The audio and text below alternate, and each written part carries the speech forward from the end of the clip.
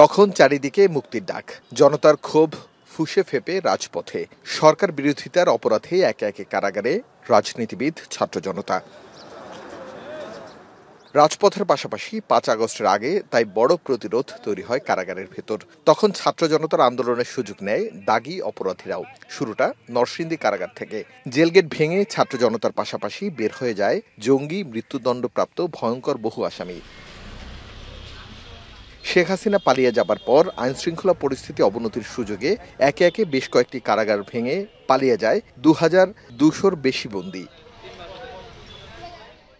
গত এক বছরে পলাতক বহু অপরাধী ফের গ্রেফতার হলেও সকালে এক সংবাদ সম্মেলনে কারা মহাপরিদর্শক জানান, জঙ্গি, মৃত্যুদণ্ডপ্রাপ্ত আসামি ও যাবজ্জীবন কারাদণ্ডপ্রাপ্ত ৭৯ জন সহ ৭০০ জন এখনো ধরাছোঁয়ার বাইরে। ২২০০-র অধিক বন্দী পালিয়ে গিয়েছিল। তার মধ্যে বর্তমানে গ্রেফতার এবং পুনরায় কারাগারে ফেরত আসার পরে যারা বাকি আছেন, এখনো ৭০০-র অধিক বন্দী এখনো পলাতক আছেন। তার মধ্যে আমরা যেটা বলছিলাম যে জঙ্গি অথবা মৃত্যুদণ্ডপ্রাপ্ত এরকম ৬৯ জন বন্দী এখনো এর মধ্যে ৭০০-র অধিকের মধ্যে যারা এখনো পলাতক আছেন। তার মধ্যে আপনাদের প্রেসাইজলি বলি, জঙ্গি আছেন ৯ জন, বাকি রয়েছে বিভিন্ন মৃত্যুদণ্ড এবং যাবজ্জীবন প্রাপ্ত আসামি। কারাগারে মাদক সেবন ও পরিবহনের অভিযোগ দীর্ঘদিনের। কারা পরিদর্শক জানান, মাদকসহ নানা অনিয়মে গত এক বছরে ৩৪ জনকে চাকরিচ্যুত ও ৪৪০ জনের বিরুদ্ধে বিভাগীয় ব্যবস্থা নিয়েছে কারা অধিদপ্তর।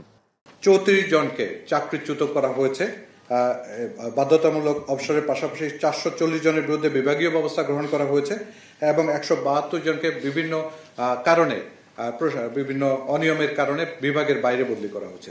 কারাগারে শৃঙ্খলা ফেরাতে কঠোর মনোভাবের কথা উল্লেখ করে কারা মহাপরিদর্শক জানান, মোবাইল ফোন ব্যবহারের অভিযোগে কারো কারো ডিভিশন ক্যান্সেল করা হয়েছে। দেশের বিভিন্ন কারাগারে ডিভিশন প্রাপ্ত বন্দী আছেন ১৬৩ জন। এছাড়া কারাগারে অতিরিক্ত চাপ সামাল দিতে ইতিমধ্যে ২টি কেন্দ্রীয় কারাগার ও ৪টি জেলা কারাগার চালু হয়েছে বলে জানান তিনি। আরিফ হোসেন, এখন, ঢাকা।